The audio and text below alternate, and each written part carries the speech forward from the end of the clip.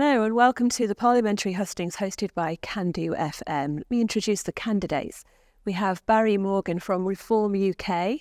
We have Michelle Scrogham from the Labour Party, Simon Fell from the Conservative Party, Adrian Waite from the Liberal Democrats, Lisa Morgan from the Party of Women, and off camera we have Lorraine Wrennall from the Green Party. Welcome to the Parliamentary Hustings.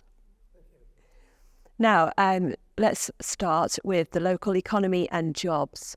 The recent growth of BAE Systems undoubtedly brings economic benefits to the area, but there are adverse effects on the local economy too.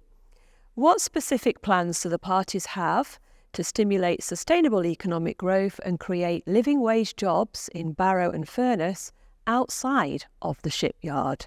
And if I can go first to Barry, would you like to take that question? Yes, sure. The success story, which is the BAE, has got to have a multiplier effect for Barrow. And that means diversifying the industries which can ride on the back of it, and others which are maybe less attendant but easily transferable. We need to do that. Diversify and expand our armaments sector. This is the ideal place. But small businesses ride on that, and we need to also, the reform will raise the VAT threshold to 120,000, and by lifting 7 million out of tax altogether, raising the threshold at which income tax kicks in at 20k a year, that will help boost the ability of employers to pay a living wage. Thank you. Michelle? Yeah, I think we all know that BAE is the backbone of the economy here, and it's more the fluctuation in the numbers that causes the issue for others. So we've got a drain on the policing sector, education, the NHS, any engineering firm, they'll struggle to compete. But that's from back in the 90s when we lost 10,000 staff there to redundancies. Now, when the numbers go up and down so dramatically, that has a direct impact. All of those people don't stay around and wait for the numbers to go up, they move away. So when we get a sudden increase in numbers like we've seen now, it is a drain locally. So the triple lock that Labour have introduced for the shipyard will mean stability for those numbers, because we've committed to not only build the subs that we're building now, but all of the future upgrades and the Orca steel. So that will create sustainability in those numbers, and then other industries won't have the same impact. It won't drain out of theirs, because we have had those numbers there in the past. It's nothing new. And for other industries, we're looking at creating GB Energy. Now, that will create 650,000 jobs that will be spread across all communities right across the country. And there's a sector here we're absolutely perfectly placed for it to reap the benefits of that. Speaking to Spirit Energy recently about carbon capture and what they want to do there, it's ideal for us here, and that will again create more jobs, well-paid jobs that people can get into for Furness. Thank you. Simon? Thanks. This is really the key question, because we've now got a 40-year window of growth in the shipyard, and that is phenomenal, and that's taking into account Dreadnought, AUKUS, and then looking ahead to Dreadnought renewal as well. That's fantastic news, but we've seen fluctuations in the past, and what we've got to do is build in resilience to the system. That's why I'm really, really keen to see the energy sector grow here. I'll be working with the port to get Mongan and Mona wind farms based out of Barrow Port. That's more local jobs for people. That's why I got the funding for the hydrogen plant in Barrow. And it's why I've been working with Spirit on carbon capture and storage as well, which will be thousands of jobs, a gigaton of carbon stored under Morecambe Bay. This stuff really matters. And we need to make sure that we move from a community of haves and have-nots, which is frankly where we are at the moment, to one where local people can benefit from the jobs in the shipyard and the energy sector. One of the things I'm really proud about through the Team Barrow initiative, which I helped set up and get the funding for, is that is working really closely with the Department for Education, Department of Work and Pensions, to make sure actually those families where there have been multiple generations now of worklessness, where young people are not seeing the opportunities ahead of them, despite the fact they're here in the community, those two departments of state are working really, really closely with the local community to make sure that actually they understand how they can link into that. If they're struggling, then there will be bespoke programs of work to make sure that they can gain some of the prosperity which is coming to the wider area too. Okay, thank you. If I can turn now to Adrian, the Liberal Democrats, how would they deal with this problem? Yes, I mean, I think BAE is obviously the most important employer in Barrow, and we very much welcome the success of BAE. But there are still very serious pockets of deprivation in Barrow and Furness, some of the most serious pockets of deprivation in Britain. So we do need to take a different approach to the economy of Barrow and Furness. We need to see more high-value, secure employment for people in businesses that are not necessarily related to BAE. And to do that, we need to invest in skills, we need to invest in science, we need to invest in research, we need to encourage self-employment, we need to encourage small businesses. We need also to try to organise the local economy so that the Barrow pound stays in Barrow. If somebody spends money in Barrow, it circulates in the Barrow economy and benefits everybody, and that needs joint working between the council and the local businesses, including BAE, to try to bring that about. And we also need good internet connections throughout Barrow and Furness, particularly the more rural areas that don't have it now, and better transport arrangements. But there's a separate question on transport later, so I won't comment more on transport. Okay, thank you. Lisa, representing the Party of Women. Yes, I'm standing on a single issue, and it's an issue that I don't feel is covered by any of the candidates in any clear way for the people of Barrow and Furness. Our slogan is "Dare to be honest." And I think from my understanding of how people feel, they're afraid to be honest about the things that are going on in businesses and in the society at large. So I'm going to be quite sort of stuck on a needle stuck on this throughout this hustings, because I think it's the most important issue going on. Politicians say, oh, it's a distraction, but actually... What is the issue? Right, well, the issue is that we have to be honest about what a woman is and what a man is. Our slogan is, and you can bleep me out if you like, our slogan is, a woman does not have a penis and a man does not have a vagina. And that seems very surprising to people to say it. And I will say that we've got to be honest, and they're anatomical terms. Okay, I think we've got a question coming up a bit later on. We do have a question coming up later, but I would suggest that this is a fundamental issue that politicians are dancing around. Nobody dares to be honest about it. And does this impact the local economy? Well, the local economy is impacted by this because we spend a lot of money bureaucratically on going through the hoops to fulfill the ideological demands of people who don't like what I'm saying right now. And I would say that retail is also under, the women of Barrow and Furness are having a hard time. Okay, we'll touch on that again. I'm just going to move on to Lorraine now. Lorraine from the Green Party. Economic sustainability, Lorraine, and living wage jobs outside of the shipyard.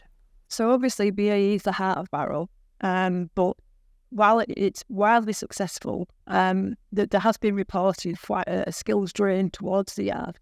So a lot of other local employers do report difficulties in actually filling vacancies.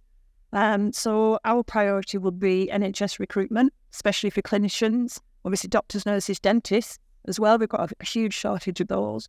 Recruiting to the new green jobs sector as well. So we're trying to push a lot of residential insulation to make homes warm, looking at renewable energy generation and everything that goes. Okay, and this would create jobs in the local economy. Is that the point that you're making? Yeah, very much here within the wards that are particularly affected by deprivation. Okay. So, and a fundament to that would be that we would mandate a minimum wage of £15 an hour across the board, even for younger people. Right. So that's what we're trying to do to sort of directly stimulate the economy, to make sure people are paid fairly, and to attract people to jobs that are being overlooked by, sexier hourly rates in the yard. Okay. We'd also be looking at reducing carbon emissions, looking at reinvestment in the social care sector, because that's one area where care workers are really undervalued. Yeah, and we need a lot more kind of respect given to the people that are doing that really important. Okay, I think we're going to come on to healthcare in just a second. Okay, let's keeping with the topic of the local economy. Levelling up, has levelling up had an impact and reduced inequalities in the local area? I'd just like to point out actually that these questions have come from our listeners, and what we've done here at Candofm is collate all these questions together in under these different topics. So we have had quite a few questions about levelling up and what real impact it's had. Barry, can I go back to you? Yes, I mean, I've tried to answer that in my response to the first question. It really is all about diversifying business and employment opportunities in Barrow, and diversifying the defence sector and industry generally. That's what levelling up is about. There's no magic money tree. Industry, jobs, that's where it lies. And in your attitude to SMEs and their ability to pay good salaries. You also need to emphasise apprenticeships, and that comes up everywhere all the time. Prioritising local apprenticeships for local youth. I mean, that's absolutely vital, one way or another. But I think I covered it. But you can achieve levelling up only by insisting on infrastructure. I mean, I'm going to get back to that. I'll mention it again. But it's clear, isn't it? Barrow, nobody ends up in Barrow by accident, right? You have to want to come here. But there have been perennial propositions to link this place with the mainland and to link Barrow with Millham and so on across the estuary. There are ecological issues to be obstacles to be surmounted for sure. But that's one way. No, there's no HS2. That's 25 billion. We can contribute to that one. Kickstart it, huh? Lovely, thank you. Michelle, has levelling up had an impact? Has it reduced inequalities? In a word, no. If you talk to anybody locally about levelling up, they will usually laugh. We've been levelled down since 2010. People here have seen the budget slashed for local services. The high street's been hollowed out. All of our public services have been decimated. So, no, we haven't seen any improvement with levelling up. In fact, what we've done is spend, I think it was about £64 million on officer time since 2017, just filling in forms so that they can compete against other councils for levelling up funds. The whole idea of levelling up, while it might have sounded good in 2010, it hasn't delivered anything for the people here. You've only got to look at the people living in poverty. 50% of the kids in Central Ward here live in poverty. Levelling up's done absolutely nothing for them. So to make a couple of streets in the town look pretty, no, it seems a joke. Thank you. Simon? Well, you won't be surprised to find that I slightly disagree with Michelle there. I mean, we're literally sat in the town hall opposite where £17 million is getting spent on the market and the forum to upgrade that. That's going to create spaces for a new food court, for start-up businesses to operate so they can go out onto the high street. You need to look at Portland Walk to see the partnership between BAE, the local community, the council, and the Department of Levelling Up, where we've got businesses now moving into Portland Walk after exiting it for a while. But it's also, you asked about inequality. This is also about opportunity. Levelling Up and the town deal here in Barrow has meant that the steel for the new university campus is now up, which opens in September. That's going to bring nursing and medical training to young people in the area. It's going to bring cybersecurity skills to people in the in the area too. The Ernsey Bay Outdoor Hub, again part of the Levelling Up Fund, is about outdoor education for young people in our community.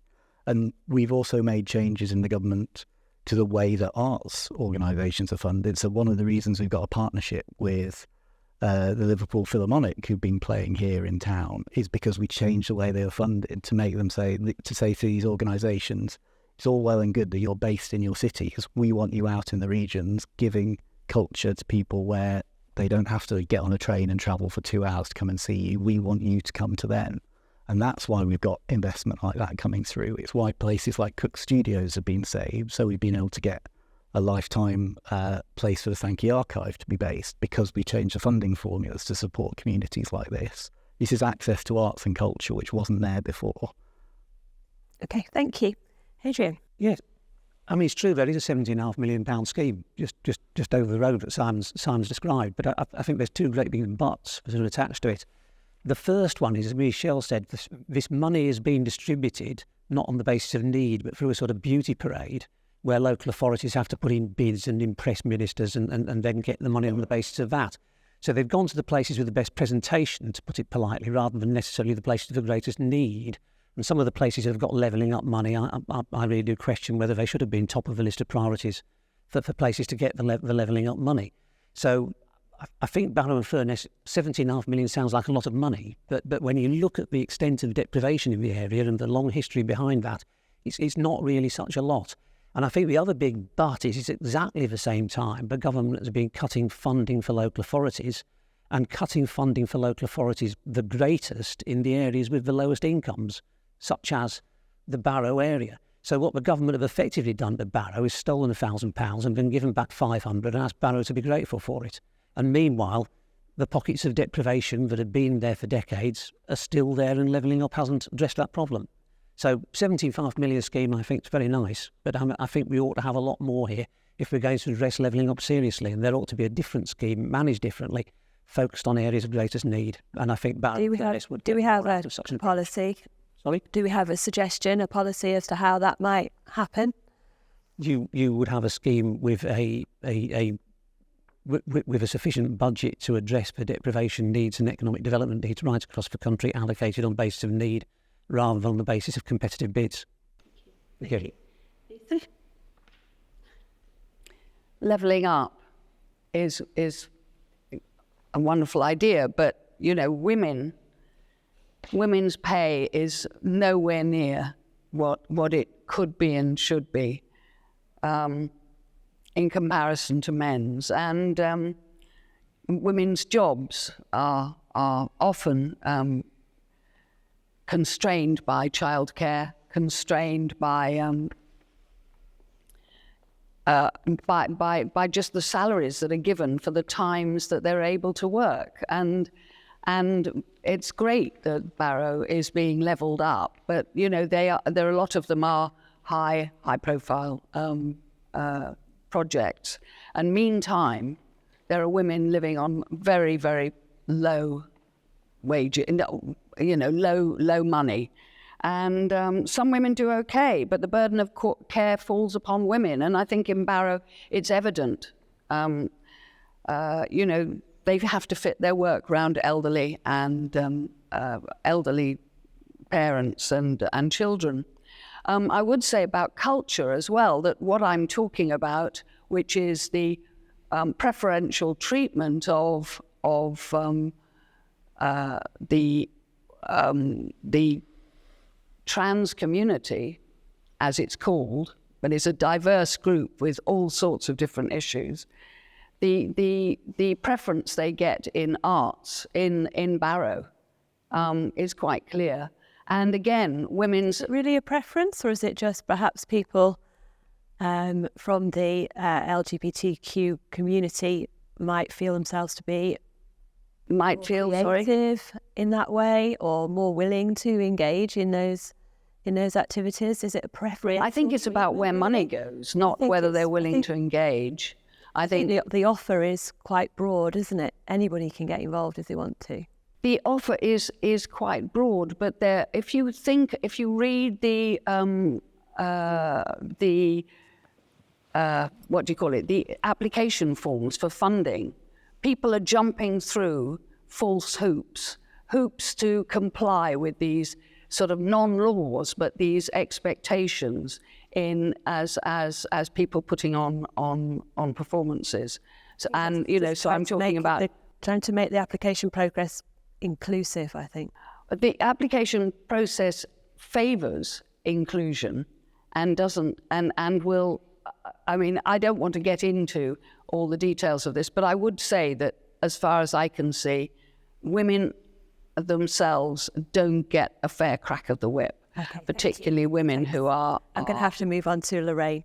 Lorraine, inequalities, levelling up. Do you think that the levelling up funding has addressed inequalities in the local community? Well, with my old public health hat on, half my career was in public health. So obviously reducing inequalities is very dear to my heart. I'd have to say, sorry, Simon, but it's actually quite hard to see any tangible results.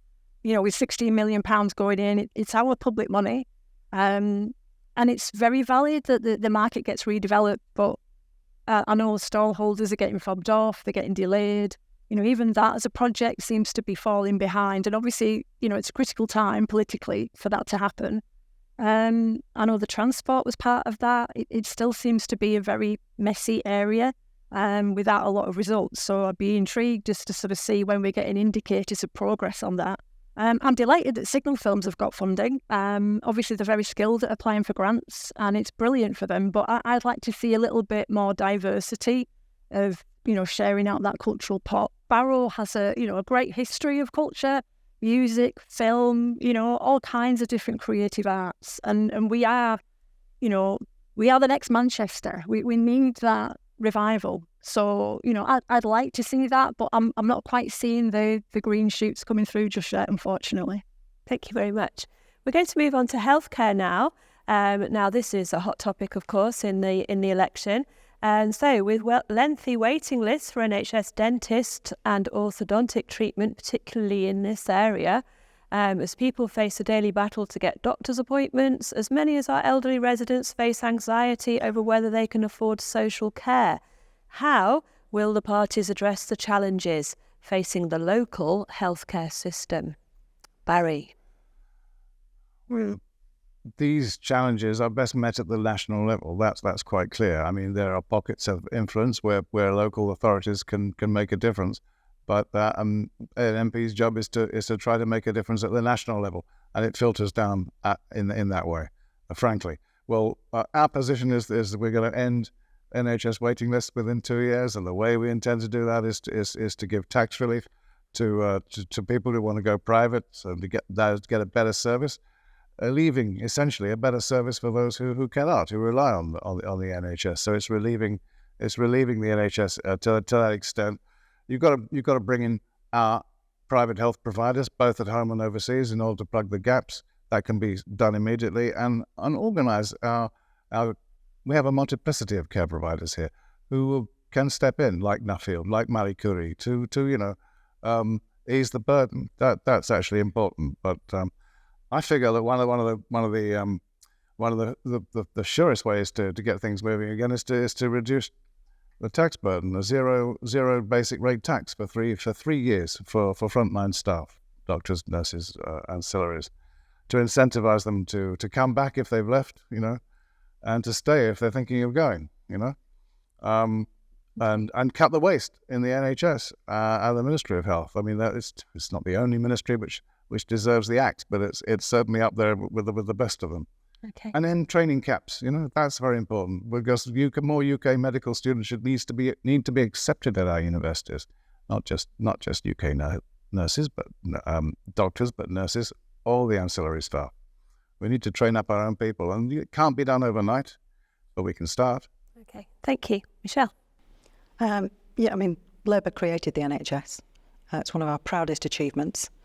And I'll never forget a story that my grandma told me when I was really quite little, saying that she lost her mum. Her mum had died because they couldn't afford a doctor.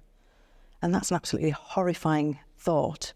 Even as a young child, to hear that, it kind of haunted me. But now we're back in that situation where we've got a two-tier system where those that can afford to pay can get private treatment, and others are left on record high waiting lists, in pain and often dying. And it's outrageous that we've allowed that to happen, and that's happened in the last 14 years, because when Labour last were in power, we didn't have those waiting lists. And I know we'll hear stories about, COVID this, COVID that. Those waiting lists were at a record high before COVID appeared. So what we need is to put it back together again, to rebuild it, get it back on its feet. And that's, again, it's not going to happen overnight, but Labour's plan is reform across the board. We'll double the number of scanners, because treatment further down the line, when it hasn't been caught early, is much more expensive than if you can get it soon. So we'll double the number of scanners to catch cancer treatments. We'll also put an extra 40,000 appointments on at weekends and evenings, and we'll pay overtime for that to happen. And that should bring down the waiting lists within the first term of a Labour government. Dentists. I mean, my son went to get a dentist appointment and they told him it was a 5-year waiting list to get on an NHS treatment list. It's ridiculous. Most kids are now in hospital are in there because they're having teeth removed. Again, that should never be happening. We're wasting millions with kids being in hospital for that treatment when they should get the dentist treatment early and prevent that happening. So we would renegotiate the contracts with the dentists as a priority so that we'll get the NHS dentists but working back again in these dental deserts. Because talking to people, I've got a pensioner in Millham who was filing her own teeth because she couldn't get to a dentist.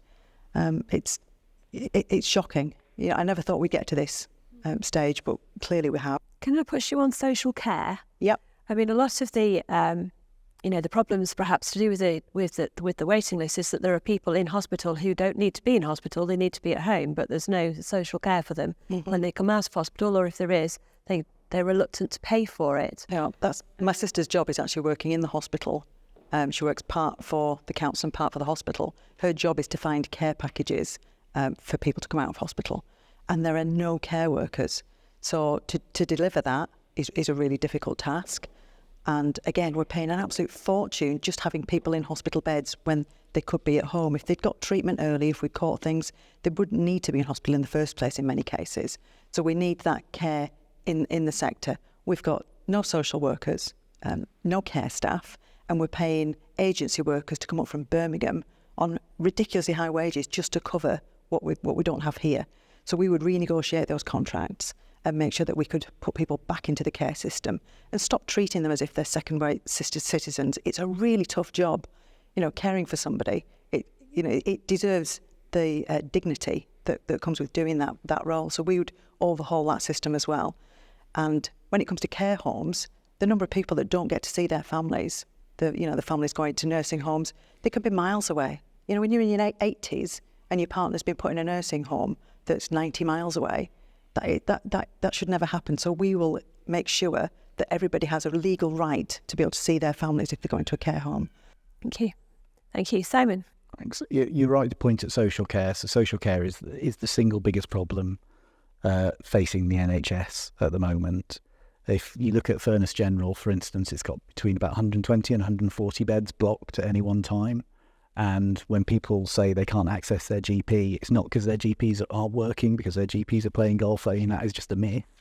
It is because the GPs are seeing the same people again and again because they can't get them up to secondary care. And so that is the nut we've got to crack. Now, we put £8.5 billion into social care last year, and it's barely touched the surface. The whole system needs reform from top to bottom. What we've said in our manifesto is that we will cap the costs of social care from October 25. That'll make a big difference in terms of the confidence you asked about, but actually it's still about getting the right professionals in and trained and available.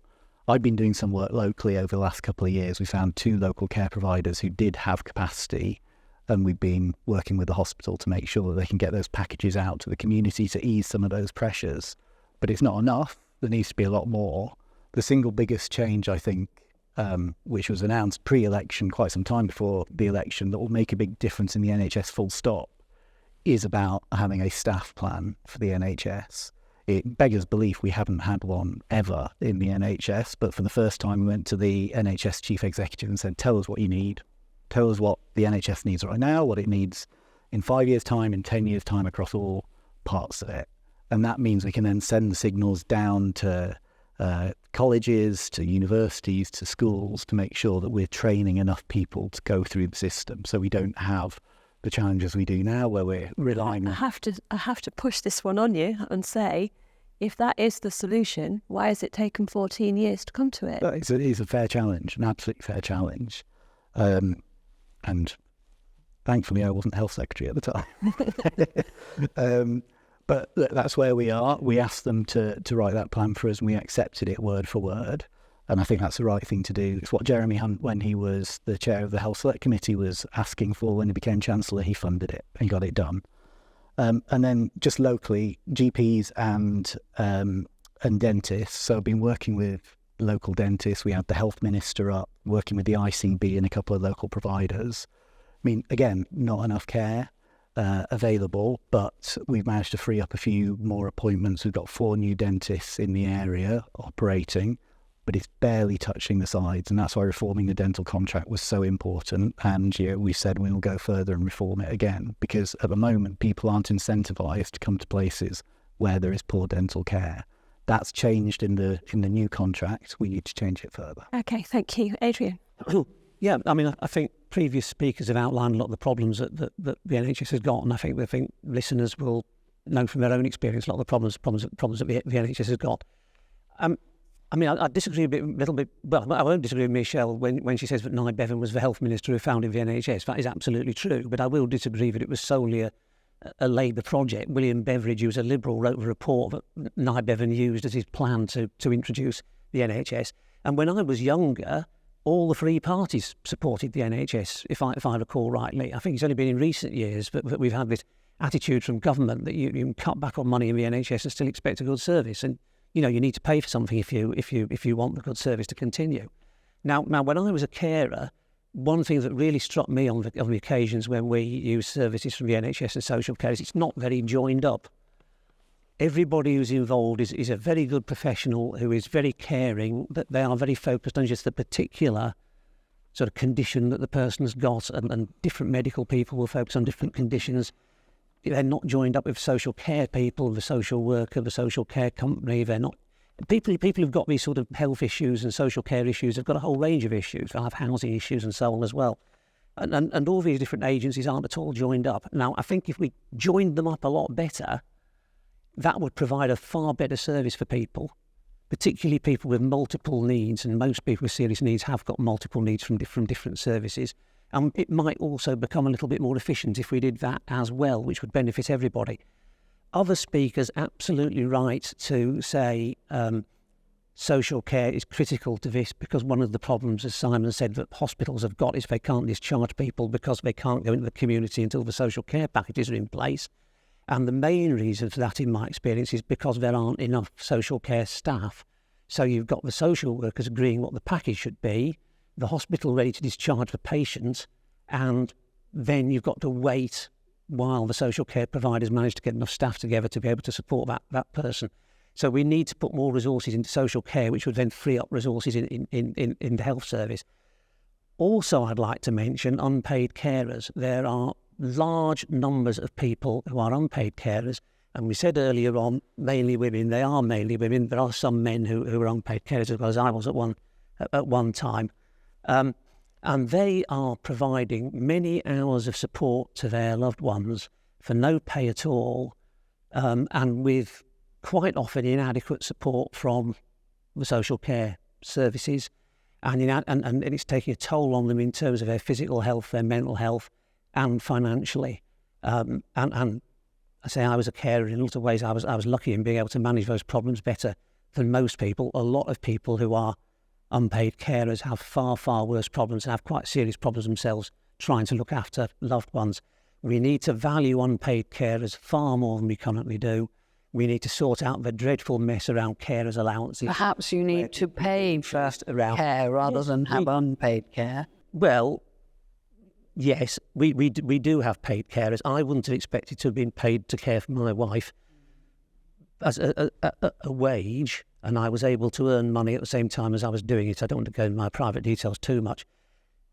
If people can't earn money, a lot of people can't earn money because you're tied to the house when you're looking after somebody. Sometimes you can't go out to work for long periods of time. Then there is a serious financial problem quite often, and the carer's allowance is not a very generous allowance to support people in that situation. And the personal independence payment, which disabled people can get, is also not a very generous allowance, and it's a very difficult allowance to have to go to claim. So I think that needs to be looked at as well. Right. I've probably used my minute up, so I shall stop there rather than continue. Okay, thank you. Yeah, thanks. Lisa?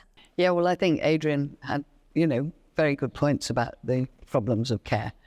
I want to bring up a different aspect of the NHS. I'm appreciating that, of course, care is usually, and not always, the labour of women. But I want to talk about the money that's been spent on, for example, £500 million on the Epic software, which has replacing things like sex with gender. And there's a very complicated piece of software, and it's being rolled out to various NHS areas. I've been in hospital in Furness General, and it's actually got fine staff, and they probably saved my life, and I'll forever be grateful to them. But I had to sleep in a mixed sex, a male and female ward for 5 days. It was during COVID, it was acute, but I would say that the money that has been spent on lanyards and on EDI, that's equity, diversity and inclusion training, and the constraints on speaking out that women have. You know, we've got all these words that have replaced a woman's truth. You know, we're cervix havers, we are chest feeders. We're all, oh yes, we're all, I'm going to have to move you on. You have had your minute now. Should I pick that up then? Okay, so going back to the birth of the NHS, very important time, the welfare state in its infancy. The Greens would like to see public services owned by the public with public funding, again, to radically go back to basics, because privatisation has failed, certainly in this respect. The austerity measures that we've had for the last 14 years have not done us any favours. Looking at privatisation as a means to try and gain efficiency, it's not working out. There is a great argument for economy of scale. So we need that, we recognise that. There's 8 million people on hospital waiting lists, so we need that looking at very, very quickly. We would look at paying staff fairly. So, you know, looking in terms of the strike action that they've had, you know, we don't want people banging pots on doorsteps. We want fair wages for people that can actually help us to get by in life. And the NHS is so important for that. In terms of other health areas, we would look at primary care, cancer care, mental health, which is in a real mess. I did mental health promotion for quite a long time, so I'm quite aware of that. And particularly CAMS, you know, children and young people services are dreadful. They were dreadful many years ago. They've only gone downhill. So there's a great, great need there. And obviously dentistry as well. We'd also look at the NHS reinstatement bill, which was brought in by Caroline Lucas, our very own. If people don't like public services and public funding, we would actually look at any wasteful competition within the NHS, look at public accountability and restrict the role of commercial companies. Because, thank you. Right, we're going to move on to education now. Measures you would take to improve educational outcomes and support our local schools. Barry. Right. Interestingly, it's seamless, pretty seamless, because social care really, you know, it works hand in glove with the education sector. Teachers are having to pretty much enter into social care when functions when the kids come to school. So there's and it's in such a mess. I don't want to go back to the subject, but I want to say what I didn't say, which is that we're going to have a royal commission immediately within 100 days on an inquiry into the social care system and how it affects school kids. Will be up there among the primary areas of focus, because it is a mess. I mean, I had 3 kids go through the system, a system and another right now, secondary age. I can see the problems. Sometimes I wonder whether there's any education going on at all in our system. We get periods of substantive education or substantive subject to teaching are very few, and the days filled up with well-being and art, and that's a great subject. I love it, but I have to spend the whole week doing it. I think outcomes. Look, in terms of going back to what you were talking about, and the dovetailing with the social care system, we're going to front load child benefit to the years 1 to 4. That will help encourage women who can afford it. It won't allow women who can't, but it will encourage more to stay at home with their kids during those early years. don't think there's much substitute for that. You can have as much creche and nursery care as you want. It doesn't substitute for the mother being at home up to the age of 4, preferably beyond. And also the idea we have is of allowing couples to share the tax allowance, so that no tax will be due on the first 25,000 quid of income for either the mum or the dad. That'll help a lot in keeping family finances together. This impacts on outcomes in school. And of course we're sticking our neck out. We want to reduce social media harms by insisting on promoting, at the very least, app-restricted smartphones for young children. Let's say to the age of 16. I do go along with that. We want to double the number of pupil referral units so that schools can function safely. Not saying that disruptive kids must be ignored. No, they must be handled with sensitivity and care, but they must be taken aside. Schools cannot be derailed by this sort of behaviour anymore. Okay. Yeah. Okay. All right. Thank you. Thanks, Michelle. When it comes to the education system, again, it's been underfunded, hollowed out. A lot of the services that used to be provided by the local authorities have disappeared with the cuts to them. So when I went to visit a lot of the teachers in recent months, with several meetings with them, and the underlying issue was that they are not just teaching. That's not their sole job anymore. They're being counsellor. They're looking after kids' mental health. They're parenting. They're feeding. There are so many things that they're doing, and in an hour with them, we'd spent 45 minutes talking and not once mentioned education. There are so many things that they are juggling at the moment, and under so much pressure to do that. And it's a vocation they are there because they love that job, but they're now leaving in droves because the goodwill's run out in the way it did with the NHS. So we need to put the support back in to make sure that they are not dealing with those things. And Labour would put mental health advisors in every secondary school so that they've got someone to look after them. We would put hubs in every community where there would again be mental health support.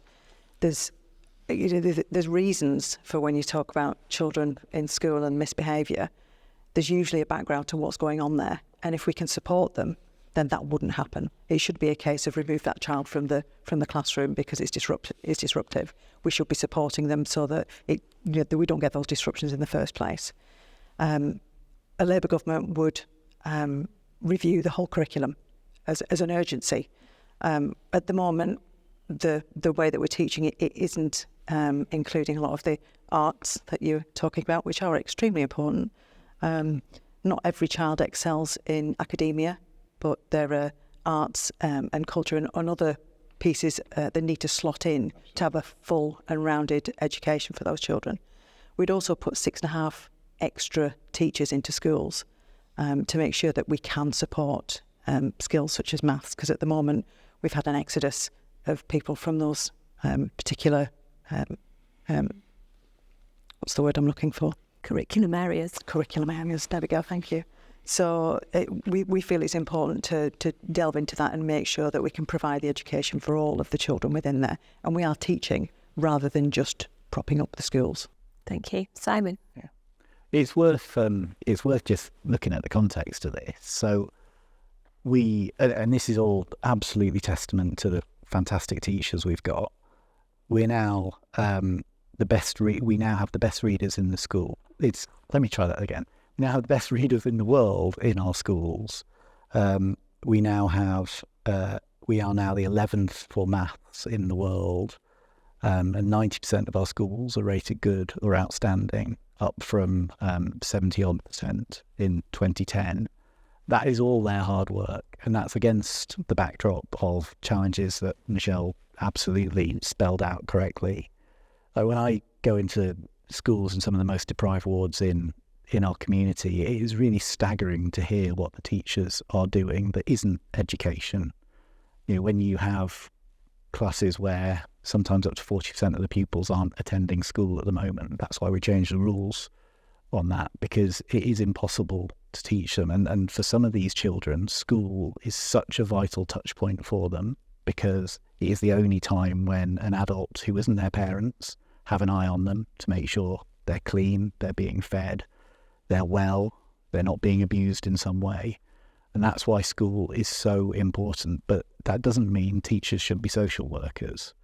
And so many of the provisions which we put in our manifesto and are so important in that regard, especially around the mental health piece, because especially coming out of COVID and especially with increasing smartphone use, we're seeing such negative impacts on young people's mental health.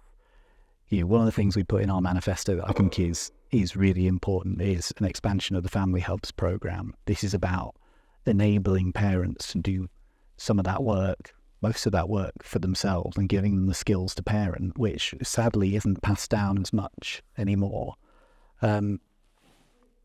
Last point. All right. It is also worth talking, because you talked about outcomes. It's worth looking at actually what we're trying to do for children. And I think there's some work going on at the moment with the Gatsby principles, which is linking careers to education, is so important. And that's part of the Team Barrow project of work as well. So making sure that children have got that through line to a career that they can not just aspire to, but get the skills to. We've got to give young people the ability to look up and say, that's the future I want. And that's part of the work we're pioneering here, genuinely pioneering in Barrow now. Lovely, thank you. Adrian? Educational outcomes. We obviously tend to focus on thinking about what happens in schools when we think about educational outcomes. But other speakers have referred to other influences going on, and that's very important.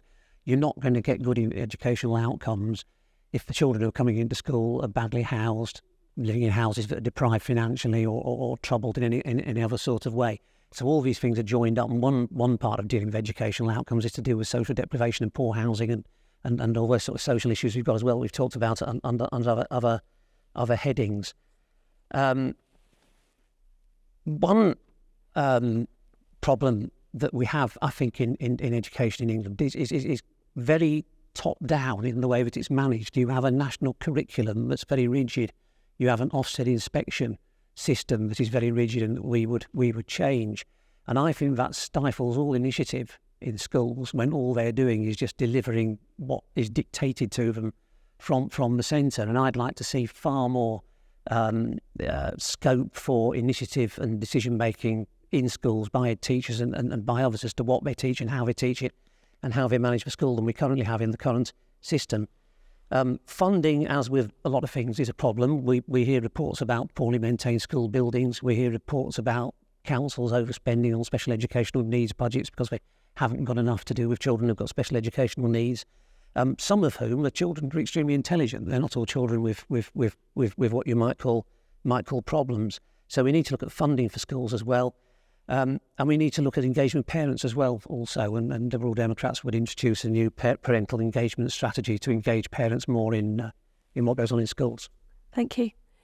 Lisa? Just when I'm going to talk about the absolute mental health crisis with kids who've been told that, they could be, and I know this from a neighbour, they could be a girl later on in their lives, even though they're a boy now. And the impact of this ideology in schools is bringing about terrific mental health issues. It's bringing about alienation in families, alienation, and I speak of people I know, alienation between neighbours. In terms of any evidence? Sorry, I can't hear you. Can you speak in terms of any evidence or statistics? Where are these? Statistics in terms of, well, there are 9,000 children whose future we don't know after the GIDS Tavistock Clinic has changed. 9,000 people who've transitioned. There's transition being talked about in schools. Libraries have been taken over by trans ideology. I know I could list you privately, but they've all been cancelled. I could list you a whole load of authors whose books are no longer in libraries because they just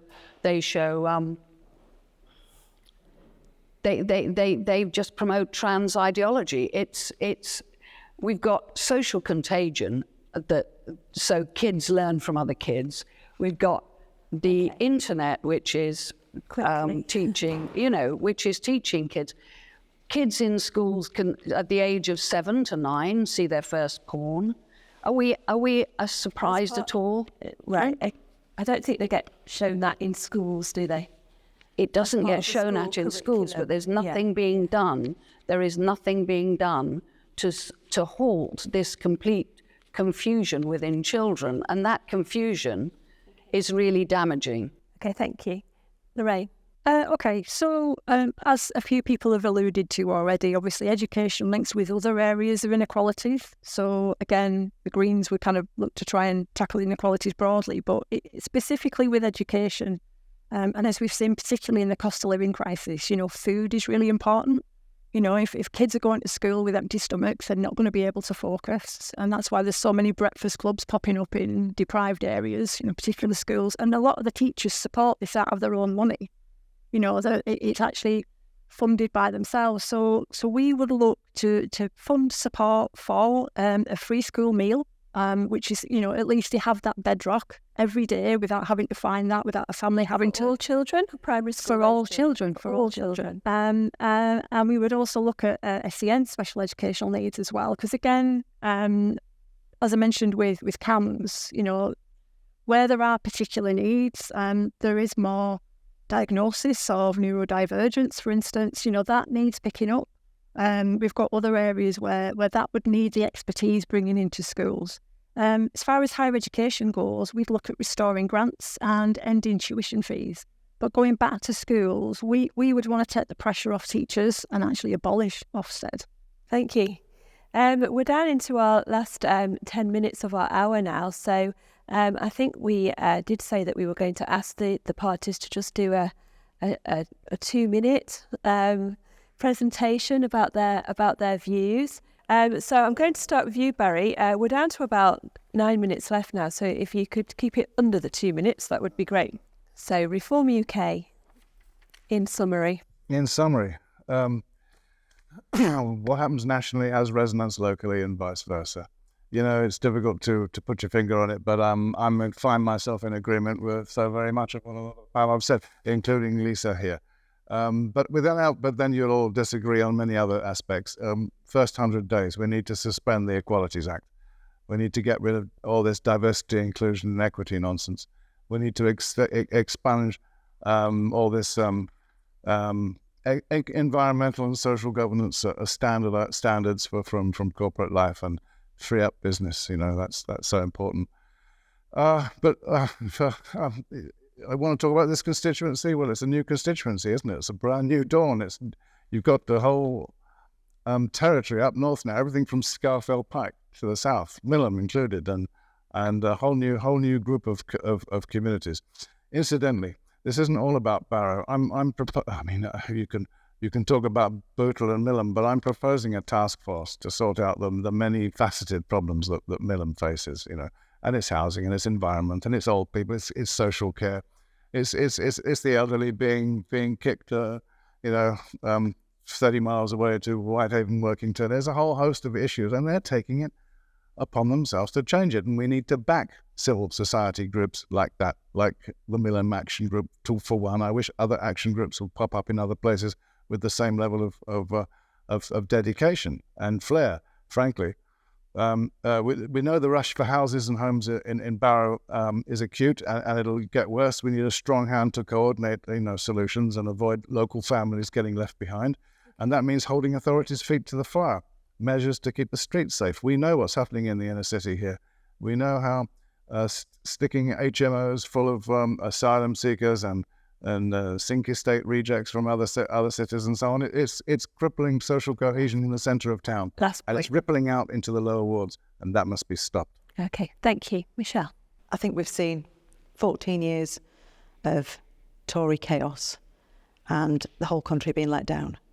We've got crumbling schools, the NHS on its knees, we've got no social care, we've got teachers leaving in droves, and there's nothing working in society. So the roads are crumbling, we've got more potholes, it looks like the surface of the moon. Every single bit of our infrastructure is broken. Buses don't come on time, ambulances don't turn up, our trains don't run. We've lost 50% of our bus services in Cumbria since 2010. Every other train service is cancelled. You can't rely on them to get anywhere. What we need is change. And Labour will deliver that. We'll build 1.5 million homes in the first term of government, and that will be affordable homes and proper social housing, proper council houses. We've got so many people that are stuck in unaffordable rents, and if we don't do something quickly, we're going to have a whole generation that are locked out of home ownership. So what we need is change, and the only way we're going to get that is with a new Labour government, because you're not going to see it from the Conservatives. You're going to get 5 more years of the same. If they thought they were going to deliver anything that's in their manifesto, they would have put it in a budget. They would have done it sometime in the last 14 years. But worst of all, what's happened in the last 14 years is the scandal and the sleaze and the lies and the erosion of trust with the public. Nobody actually trusts the politicians anymore. They can say a lie and it's just accepted that that's the norm. That should never be the norm. And that will change under a Labour government. They will restore integrity and bring that back and hope to people. That is the one thing that they've managed to stamp out of people, and it should never happen. We will deliver hope back to people that need it. Simon. Thank you. And thank you to Candofm for hosting this and having us all here as well.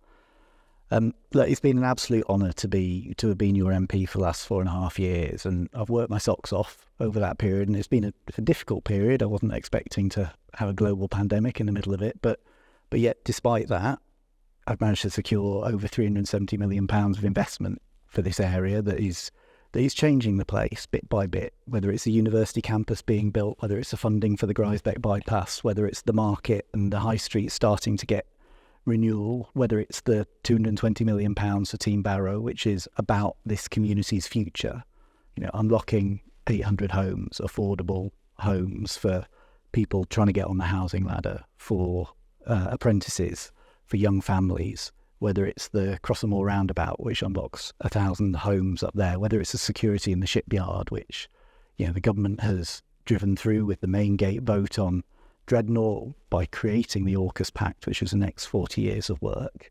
I've worked really hard for this place, and I'd love the opportunity to keep doing that. And I've done that by not being political over these last few years. I've worked with a Labour council in Barrow for 2 and a bit years. I've worked with the Lib Dems in Barrow and Furness over the remainder of the time. But I am just going to be a little bit political now, because there is a choice facing people, and it's whether you vote for me and back me on the 4th of July, or whether you back Keir Starmer. And this is a man who tried twice to put Jeremy Corbyn into Downing Street. He called him his friend. He said he'd be a good Prime Minister. And he's making all the right noises now. He's saying country before party, national security first. But on 2 occasions, he put party first, and he put the pursuit of power first. And I don't trust that. And I don't trust that man. It either means he has no principles, or he lied before and he lies now. Okay. And I don't think that is a good look for a party leader. So I'm asking people to trust me. Thank you. Adrian. Yes, thank you. And thank you for inviting us all here and giving us the opportunity to put our points of view across to your listeners. Thanks very much. For most of my life, I've not been involved in politics. I've only been involved in the last 5 years, and I've got involved because I think society is broken, and lots of the speakers have expressed a similar view that they think society is broken, though given different reasons and different solutions to that.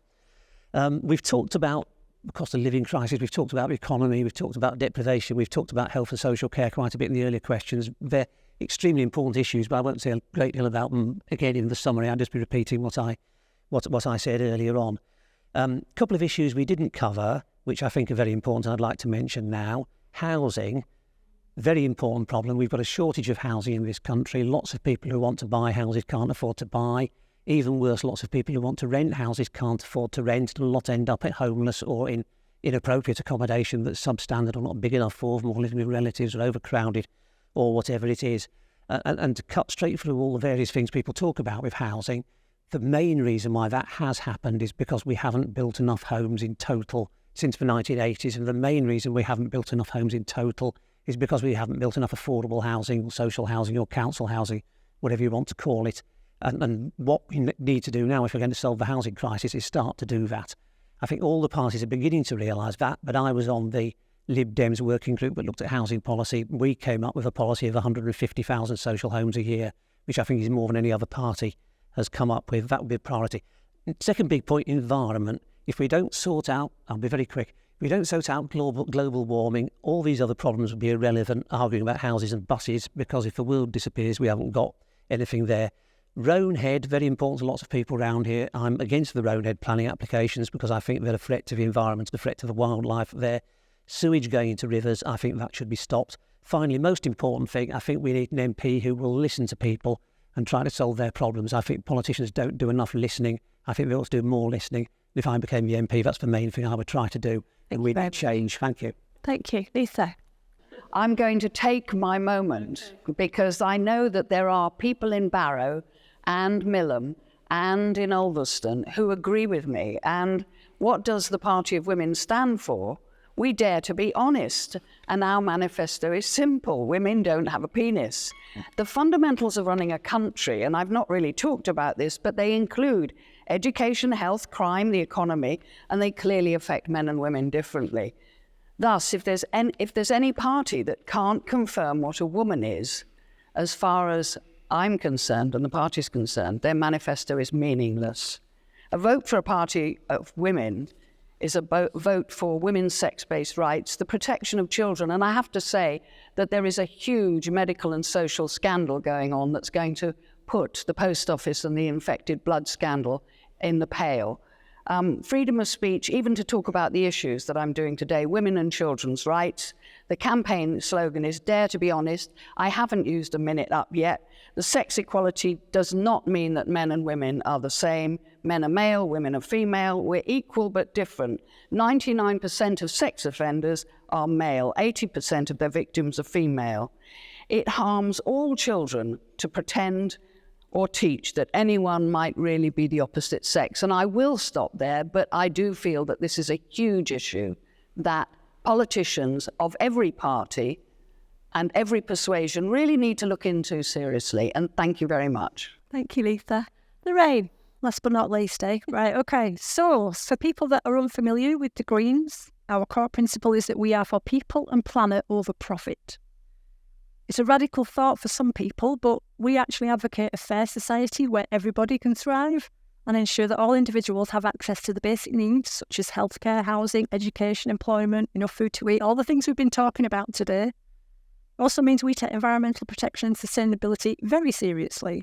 And our climate action plans include transition to a carbon neutral economy, investing in clean energy that will keep us going for hundreds of years, and protecting natural habitats and biodiversity, including Roanhead.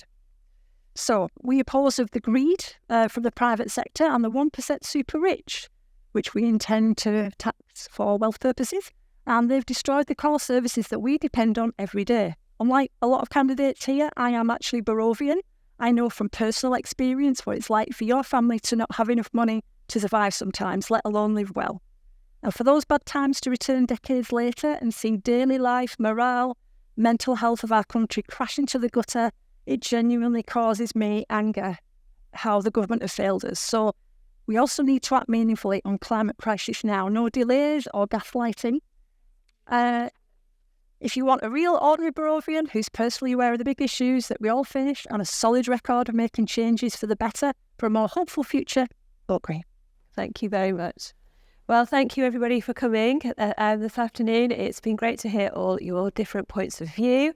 And remember, the general election is being held on the 4th of July, and you must please use your vote.